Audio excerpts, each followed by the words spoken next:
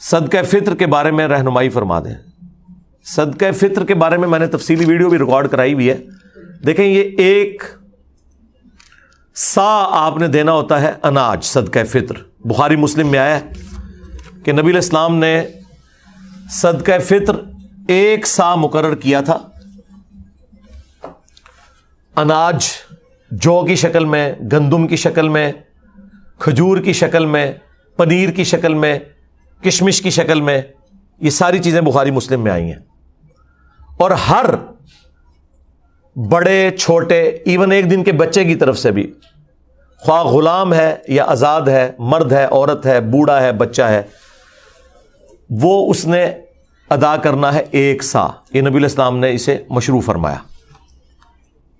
اور ابو داؤد کے اندر حدیث موجود ہے کہ نبی علیہ السلام نے جو روزہ دار کے روزے میں جو کمزوریاں رہ جاتی ہیں نا، کبھی فوش گوئی ہو گئی، کوئی اور گناہ کا کام ہو گیا، اس کی کمپنسیشن کے لیے مشروع فرمایا اسے کہ ہر شخص نے یہ ادا کرنا ہے.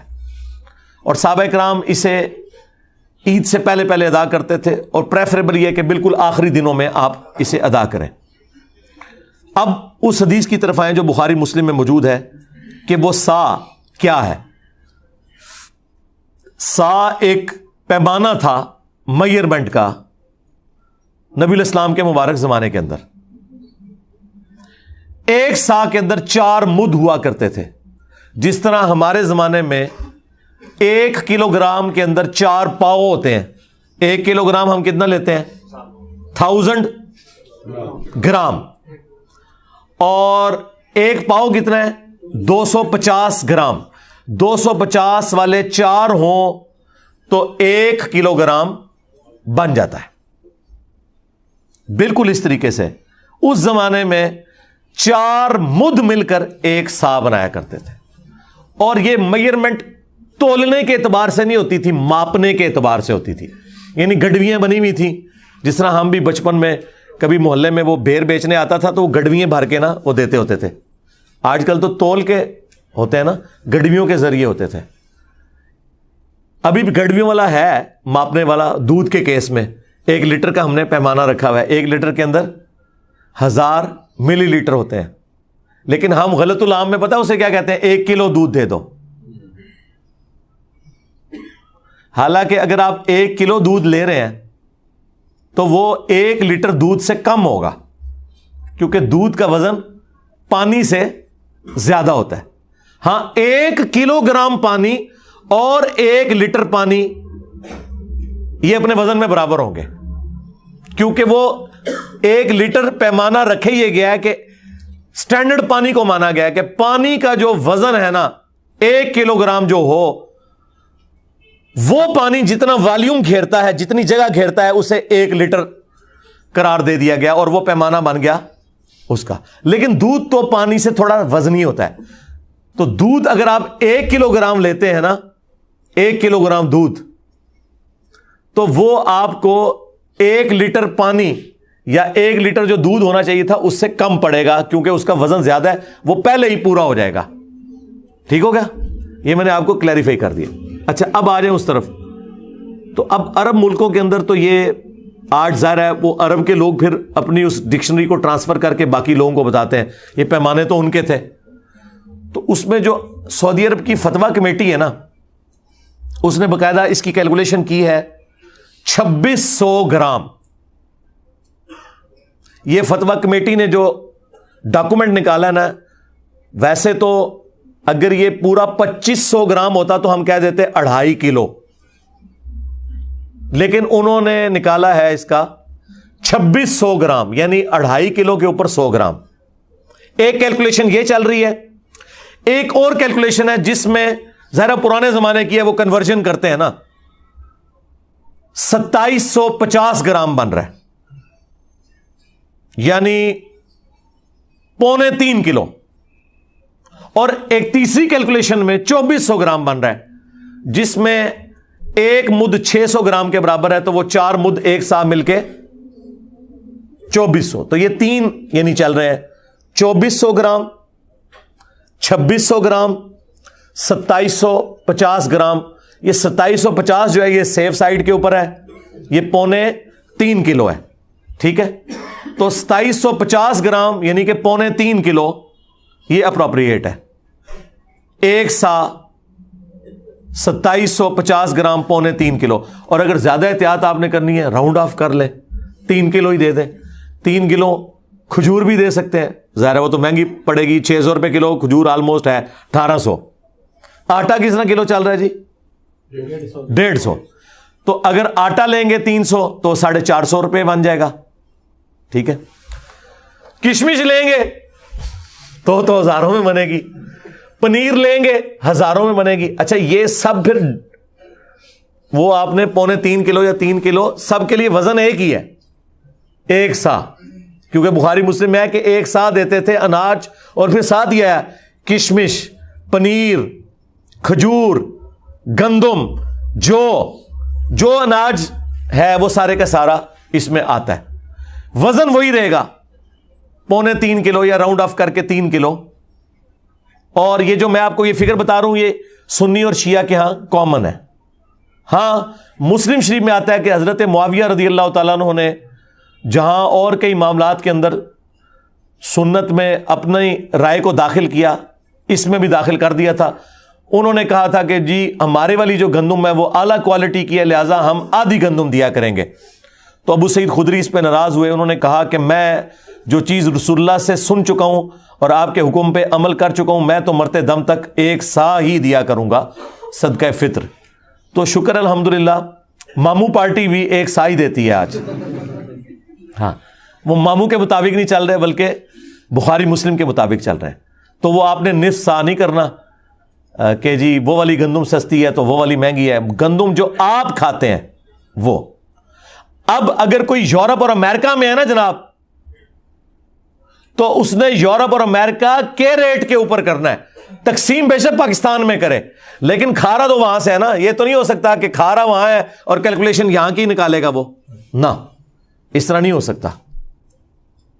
ہاں قربانی کے جانور والا معاملہ ایک الگ ہے, وہ بھلے وہاں خریدے یا یہاں خریدے, وہ تو جانور پورا آپ نے لے لیا نا یا حصہ ڈال لیا, اور وہاں تو وہ پھر اس طرح کرنے بھی نہیں دیتے. لیکن یہ تو آپ نے جو خود کھاتے ہیں نا وہ آپ نے 3.25 کلو سیف سائڈ پہ رہتے ہوئے 3 کلو اناج آپ نے دینا ہے.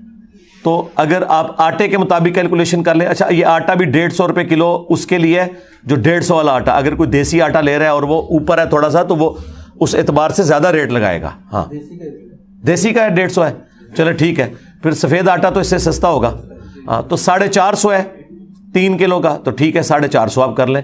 اور اگر آپ افورڈ کر سکتے ہیں تو راؤنڈ آف کر کے 500 دیں, زیادہ دینے میں کوئی گناہ نہیں ہے, کم میں مسئلہ ہے. اور یہ آپ کے روزے کے اندر جو کمزوریاں ہیں نا ان کا کفارہ بنے گا, یہ ذہن میں رکھیے گا.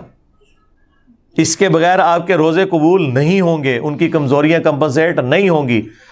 اور اگر اس دن بھی کوئی بچہ آپ کے گھر پیدا ہوا ہے نا, اگرچہ اس نے روزہ رکھنا ہے یا نہیں رکھنا, جو بچے روزہ رکھنے والے ہیں نہیں رکھنے والے, بوڑھے رکھنے والے نہیں رکھنے والے, ہر ایک کی طرف سے گھر کے سربراہ نے وہ دینا ہے. ہاں یہ ذہن میں رکھیے گا. اس میں کوئی روزہ رکھتا ہے یا نہیں رکھتا, ہاں جو بندہ افورڈ نہیں کر سکتا اس کے لیے کوئی نصاب نہیں ہے زکوٰۃ والا کہ ایک بندہ کہے کہ میں امیر ہوں گا تو ہی میں دوں گا. نہیں, ایک عام آدمی بھی دے گا. عام آدمی جو 2 وقت کی روٹی اپنی چلا رہا ہے اس کے لیے ایک صدقہ فطر کے برابر اللہ کی راہ میں خرچ کرنا کوئی مشکل نہیں, وہ دے گا. کس کو دے گا؟ اپنے سے زیادہ غریب لوگوں کو دے گا. اس میں جو امام شافعی نے تھوڑا سا غلو کیا اور اہل حدیث بھی حنفیوں کی ٹسل میں اس طرف چل پڑے کہ چونکہ احادیث کے اندر اناج آیا لہذا اس کے ایکویلنٹ پیسے نہیں نکالے جا سکتے. آپ کو پتا ہے یہ بات, اہل حدیث کہتے ہیں کہ اگر کسی نے 2.5 کلو یا 2.25 یا 3 کلو اناج کے پیسے دے دیے تو اس کا صدقہ فطر ادا نہیں ہوگا. حنفی کہتے ہیں نہیں, پیسے بھی دے سکتے ہیں اور آپ اناج بھی دے سکتے ہیں. میرا موقف امام حنیفہ کے ساتھ ہے. یہ جو اہل حدیث نے مسئلہ کھڑا کیا اور امام شافعی سے مستعار لیا حنفیوں کی ٹسل میں, یہ بالکل باطل ہے. مجھے بتائیں اب جتنی آبادی ہو چکی ہوئی ہے, اگر آپ اسے راشن میں ٹرانسلیٹ کرنا شروع کر دیں پھر تو مدرسوں اور مسجدوں کے باہر لا کے بڑی بڑے ٹرک اور کنٹینر کھڑے کرنے پڑیں گے. یہ پاسبل ہے آج کے دور کے اندر. اور پھر جن مولویوں کو آپ مسجد میں جاتے ہوئے پیسے دے رہے ہیں ان سے پوچھیں کہ یار تم نے اتنا جو اکٹھا کیا ہے پیسہ، بعد میں راشن لیتے ہو پھر اس کا؟ ہو سکتا ہے آپ کو کہہ دیں ہم لیتے ہیں لیکن لیتے کوئی نہیں ہوں گے. کون لے گا یار؟ لاکھوں روپے کے تو انہیں بڑے بڑے کنٹینر گندم کے اور وہ آٹے کے لینے پڑیں گے اور بوریاں، پھر اس کو تقسیم کرنے کا تکلف کون اٹھائے گا؟ اور یہ آٹا اتنا نہیں ہے کہ یہ خود کھا لیں، کتنا کھائیں گے؟ یہ تو سینکڑوں سال تک کھاتے رہے تو جتنا انہوں نے اکٹھا کیا ختم نہیں ہونا. اور بس وہ پیسے لگا رہے ہیں اپنی گاڑیوں کے پیٹرول کے اوپر اور اپنے گھر کے بجلی کے بلوں کے اوپر. تسی خوش ہو، صدقہ فطر ادا کرتا ہے، تسی ہوندے رہو وہ خوش.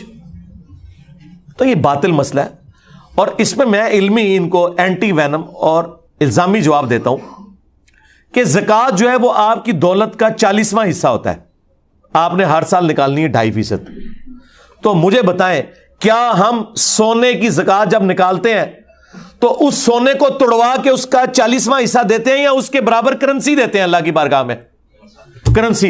ادھر کبھی کسی اہل حدیث نے نہیں کہا کہ جی نہیں وہ سونے کے بدلے سونا ہی دینا ہوتا ہے کیونکہ زکوٰۃ تو سونے کے اوپر ہے اور سونا نکالنا ہے، چاندی کے بدلے چاندی نکالنی ہے. وہاں تو کوئی نہیں کہتا. وہ کیا کہتے ہیں جی ایکویلنٹ ہی ہے جی اس کے. ہاں ایکویلنٹ ہی ہے اس کے. تو یہ بھی ایکویلنٹ ہے. ایک غریب آدمی کو آپ راشن ڈلوا دیں، ایک غریب آدمی کو راشن کے پیسے دے دیں، یہ ایکویلنٹ ہے صدقہ فطر کے بھی. اور اس طریقے سے قرآن میں جو ہے کہ روزہ چھوڑنے کا جو فدیہ آپ نے دینا ہے ایک وقت کا ہی کھانا ہے. وہاں پہ میں حنفیوں کے ساتھ نہیں ہوں. حنفی کہتے ہیں 2 وقت کا کھانا ہے، خود سے انہوں نے دین میں داخل کیا ہے. وہاں اہل حدیث کا موقف ٹھیک ہے. دیکھیں ہم تو بیلنس چلتے ہیں، جس کی جو بات درست ہے اس کو صحیح کہتے ہیں. کہ قرآن میں جب آیا نا کہ آپ نے روزے کے بدلے فدیہ دینا ہے تو قرآن کو کوئی آر نہیں تھی یہ کہنے میں کہ 2 وقت کا کھانا.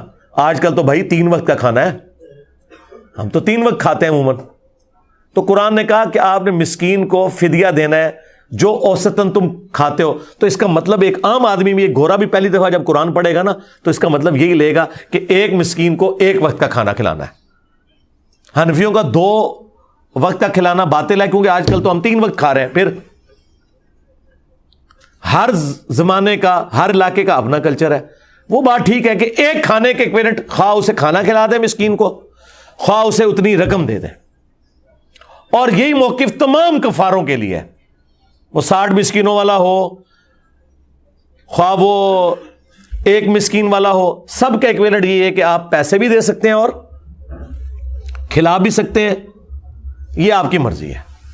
یہ اس کے اندر ٹالرنس موجود ہے. لہٰذا میں صدقہ فطر کے حوالے سے بالکل کلیئر ہوں. اگر آپ پیسے بھی دیتے ہیں کوئی ایشو نہیں ہے. اور جو لوگ زیادہ افورڈ کر سکتے ہیں وہ 3 کلو یا 2.25 کلو کشمش کی رقم کیلکولیٹ کریں. اب مجھے تو اس کی قیمت پتہ ہی نہیں کہ اس وقت کیا ہوگی کیونکہ ہم تو اس طرح یہ کوئی آئٹم نہیں ہے، یہ تو چھٹانک برابر لیا جاتا ہے، اتنا مہنگا ہے. تو وہ ہزاروں میں بن رہا ہوگا. پنیر، چلیں پنیر کی تو ہم کیلکولیشن کسی حد تک کر سکتے ہیں اس اعتبار سے کہ دیسی گھی کا کیا ریٹ چل رہا ہے جی آج کل؟ 3000 روپے کلو. تو 9000 روپیہ ہوگا اگر آپ دیسی گھی بھی دے سکتے ہیں. یہ بھی وہ ساری مصنوعات ہیں جو آپ کے کامن یوز میں. تو کسی کو زیادہ شوق ہے خرچ کرنے کا اور اسی مد میں تو 9000 روپیہ ایک گھر کے فرد کی طرف سے بے شک دے. 3 کلو دیسی گھی، جو چیزیں آپ کے کھانے کے یوز میں ہیں، اناج کی شکل میں ہو، کیونکہ وہاں پنیر آیا تھا نا، تو وہ آپ دے سکتے ہیں. وہ آپ کی مرضی، جس طریقے سے آپ مرضی کریں. وہ اللہ تعالیٰ نے آپ کو ٹالرنس دی ہوئی ہے. لیکن بہتر یہی ہے کہ آپ وہی چیزیں جو احادیث کے اندر آئی ہیں، جو کشمش، پنیر، گندم اور اسی کی فارم آٹا، کھجور، یہ آپ دے سکتے ہیں. کھجور کی کیلکولیشن چلے آسان ہے. جو اچھی والی تھوڑی سی نارمل کھجور ہے وہ 600 روپے کلو ہے، تو 1800 بن گیا. چلے 2000 روپے آپ فیکس دے دیں. ضروری ہے آپ نے 500 دینا ہے، 2000 بھی دیں فیکس. اور ہر گھر کے ہر فرد کی طرف سے آپ نے دینا ہے. جو بیچارے افورڈ نہیں کر سکتے وہ نہ دیں، وہ لے لیں. ہاں ظاہر ہے اللہ تعالیٰ نے بیلنس کیا نا. زکوٰۃ دینے والے جبھی اپنی زکوٰۃ دیں گے جب کوئی لینے والا بھی موجود ہوگا. ہاں تو وہ لے لیں اگر نہیں دے سکتے. لیکن اگر وہ افورڈ کر سکتے ہیں تو وہ اپنے سے غریب لوگوں کو دیکھیں. دنیا میں ہر غریب آدمی سے نیچے بھی کوئی غریب آدمی موجود ہوتا ہے، صرف آپ کو نظر نہیں آ رہا ہوتا کیونکہ آپ نے چشمہ اپنا لگایا ہوا ہوتا ہے. اس لیے مسلم شریف میں حدیث ہے، نبی علیہ السلام نے فرمایا ہمیشہ اپنے سے نیچے والے لوگوں کو دیکھو، یوں تمہیں اللہ کی نعمتوں کے اوپر قناعت نصیب ہوگی, صبر آ جائے گا. اوپر نہ دیکھو, اوپر کا تو اینڈ ہی کوئی نہیں ہے. اچھا اوپر جہاں دیکھنا چاہیے وہاں اوپر دیکھتے ہی کوئی نہیں, اور وہ ہے آخرت کے معاملے میں. ادھر کہتے ہیں بڑے گناہگار ہیں جی, کتنے نبی صلی اللہ علیہ وسلم انہوں نے صحابہ, ٹھیک ہے, یعنی وہ یہ کہہ رہے تھے ابو جہل پڑھنا جے, سانو یہ نہ کہو کہ ابو بکر عمر عثمان و علی کے راستے پہ چلے. جہاں ہمیں کوشش کرنی چاہیے اعلیٰ درجے کی کہ ہم پیغمبروں کا پڑوس جنت میں حاصل کریں, وہاں کہتے ہیں اسی تو بڑے گناہگار ہیں, اور دنیاوی معاملات میں دوسری طرف چل پڑتے ہیں. یہ انسان اپنے آپ کو دھوکہ دے رہا ہوتا ہے, اس سے زیادہ کچھ نہیں ہے. اور نبی علیہ السلام نے بالکل اپوزٹ اس کے تعلیمات دی ہیں. بخاری مسلم میں حدیث ہے, اے اللہ محمد اور آل محمد کو بس اتنا ہی رزق دینا کہ ان کی روح اور جسم کا رشتہ برقرار رہے, بس سانسیں میری چلتی رہیں, اتنا رزق کافی ہے.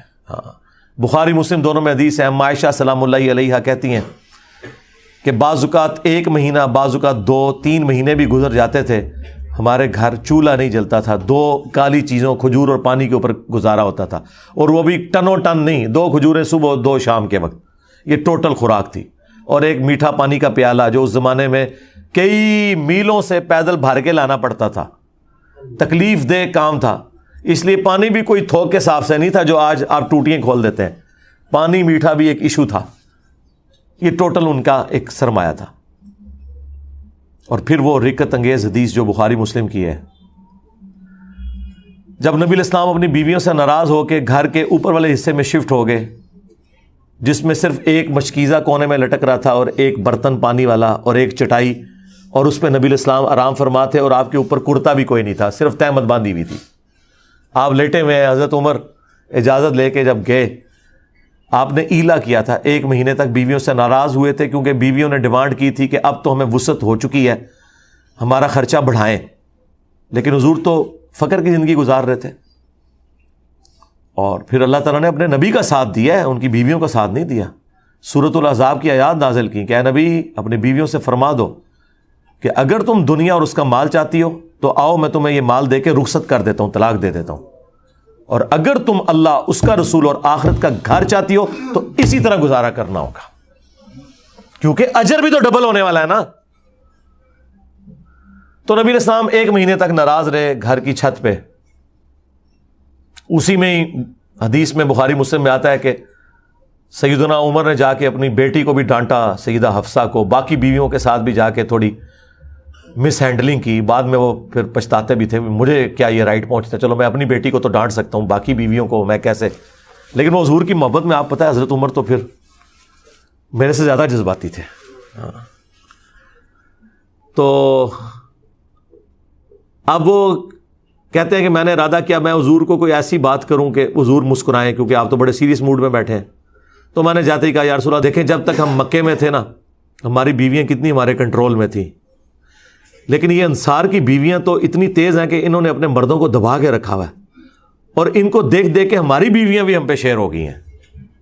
تو حضور اس بات کے اوپر مسکرائے, کہتے ہیں مجھے تھوڑی تسلی ہوئی کہ حضور کا موڈ تھوڑا بہتر ہو رہا ہے. تو پھر انہوں نے گپ شپ شروع کر دی. پھر نبی علیہ السلام کی جب وہ حضور پھر اٹھ کے بیٹھے جب, تو آپ کے کندھے کے اوپر چٹائی کے نشان تھے, اوپر کرتا بھی نہیں تھا, یا اگر چادر تھی تو چادر تو پھر اس طرح لی جاتی ہے تو احرام کی شکل میں بعض اوقات تو وہ نشان. حضرت عمر نے رونا شروع کر دیا کہ یا رسول اللہ آپ اللہ کے رسول ہیں اور آپ کی یہ حالت ہے, اور کیسر و کسرا دنیا کے مزے لوٹ رہے ہیں, اور آپ اللہ کے پیغمبر ہو کر دنیا اور آخرت میں انسانیت کے سردار ہو کر آپ کی حالت ہے. تو نبی علیہ السلام نے ایک جملہ بولا, بڑا سخت جملہ تھا. آپ نے فرمایا لگتا ہے عمر دنیا کی حقیقت ابھی بھی تم پر نہیں کھلی. باقی بابے تو شاہی کوئی نہیں, تبھی تو یہ نذرانے بٹور رہے ہیں. حضرت عمر پہ تو پھر بھی کھل گئی یہ جملہ سن کے, ان پہ آج تک نہیں کھلی. آج تک آپ کے چندے بٹور رہے ہیں, آپ کے چندوں کے اوپر عیاشیاں کر رہے ہیں, اور آپ کہتے ہیں ہمیں کچھ دیں گے, آپ ان کا چندہ بند کریں گے, روڈوں پہ آ جائیں گے. ہاں وہ کہنے سے نا بابا جی کے لاہور ایک بابا پال رہے ہیں, میں کہ بابے کا چندہ آج بند کرو, انہاں مزاراں تے کتے پھرن گے, صفائی کرنے والا بھی نہیں تانوں لبے گا. ہاں لنگر کھوانا دور دی گل, کتے پھرن گے اتنے. نبی علیہ السلام نے فرمایا لگتا ہے عمر ابھی بھی دنیا کی حقیقت تم پر نہیں کھلی، کیا تم اس بات پہ راضی نہیں ہو کہ کیسر و کسرا یعنی رومنز اور پرشینز کے بادشاہ دنیا کے مزے لوٹیں اور ہم آخرت کی سعادت لوٹیں؟ سرکار یہ جملے پھر حضرت عمر نے ایسے پلے باندھے ہیں کہ اپنے دور خلافت میں نہ حرام کھایا ہے نہ کسی کو کھانے دیا، ہاں ٹنڈ کے رکھا ہے۔ اسی لیے حضرت عمر کی وفات کے بعد فتنے شروع ہیں۔ انہوں نے بنو امیہ کو چھپانے کے لیے کہا کہ حضرت عثمان کی وفات فتنوں کا آغاز ہے، نہیں، حضرت عمر کی شہادت۔ بخاری مسلم میں حدیث ہے میری امت اور فتنوں کے درمیان دروازہ عمر ہے، جب یہ دروازہ توڑ دیا جائے گا تو امت پہ فتنے شروع ہو جائیں گے۔ اور وہ فتنہ یہ تھا کہ حضرت عمر کی زیرو ٹالرنس تھی، یعنی کہ مجھ سے زیادہ سخت تھے، وہ نہ حرام کھاتے تھے نہ کھانے دیتے تھے، زیرو ٹالرنس تھی، مینجمنٹ بڑی اسٹرانگ تھی۔ حضرت عمر کی شہادت کے بعد وہ معاملات اس طریقے سے strictly managerial point of view سے نہیں چل سکے، اس لیے حضور نے فرمایا تھا کہ میری امت اور فتنوں کے درمیان دروازہ عمر ہے۔ اور حضرت عمر نے خود کہا کہ وہ فتنہ جو سمندر کی موجوں کی طرح اس امت پہ آئے گا وہ حضرت عمر خود تھے، ان کی وفات کا ہونا، ان کی شہادت کا ہونا۔ اور بخاری مسلم میں الفاظ ہیں، حذیفہ بن یمان رازدار رسول یہ حدیث بیان کر رہے ہیں کہ وہ دروازہ توڑا جائے گا، کھولا نہیں جائے گا، یعنی حضرت عمر کو قتل کیا جائے گا۔ اور میرے نزدیک تو حضرت عمر کے قاتلین بھی بنو امیہ ہیں، اس کے بینیفیشری بھی اور ان کو لانچ کرنے والے بھی یہ بنو امیہ ہی ہیں، یہ الگ سے ایک ٹاپک ہے۔ صلو علی محمد وآل محمد، اللہم صلی علی محمد وعلی آل محمد واصحاب محمد وازواج محمد اجمعین الی یوم الدین۔